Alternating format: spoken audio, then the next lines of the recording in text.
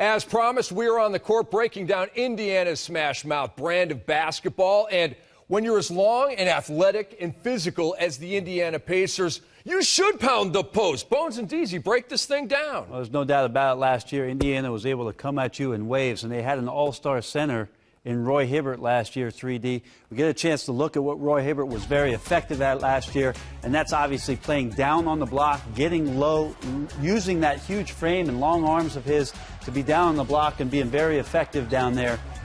Roy Hibbert, an all-star, his first appearance, 3D. Can he get back there for the Indiana Pacers this year playing that center position? I really think he can, guys. I think being an all-star last year gives him extra confidence. You get a whole training camp, and now you have all your teammates on the same page willing to give you the basketball. What I was most impressed with was his patience. You saw in the highlights, his 1 or 2 dribbles, double team don't come.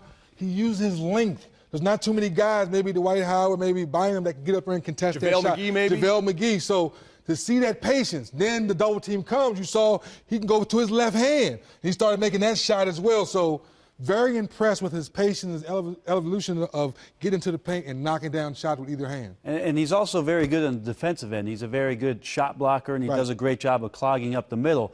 We also heard Danny Granger talking about the ability for the Indiana Pacers to post multiple positions, the 5, the 4, the 3, and the 2. One of the most intriguing is the 2 in a guy named Paul George, who I think is still growing. Yes. He grew 3 inches between his rookie year and last year. He might be 7'2" by the time the regular season gets started. But Paul George as the 2 guard, down on the block, you see him working against Mario Chalmers. I mean, this is just too much length and athletic ability. If that's something he's worked on in the offseason, huge advantage. And this is the reason why. Rick, I'm going to have you be Paul George in this situation. I just grew 7 inches. I like that. And your game just got a whole lot better. You get to stay there. What happens in this is a dynamic of post and the 2 guard is, this is Roy Hibbert on the weak side, and I'm the big defender. What happens with Paul George down there, as this double team comes, and if Paul George is to move the ball, I have to come out of the hole as a 5-man and come and pick up a perimeter player. This is trouble for any back line of defense. But here's what happens on the guy who double teams. If I'm the perimeter defender, the double team Paul George, as that ball goes, I've got to come across now as that pass goes high and then comes in. So we're skipping one pass because we don't have enough people. But that pass gets in here. Roy Hibbert has me where?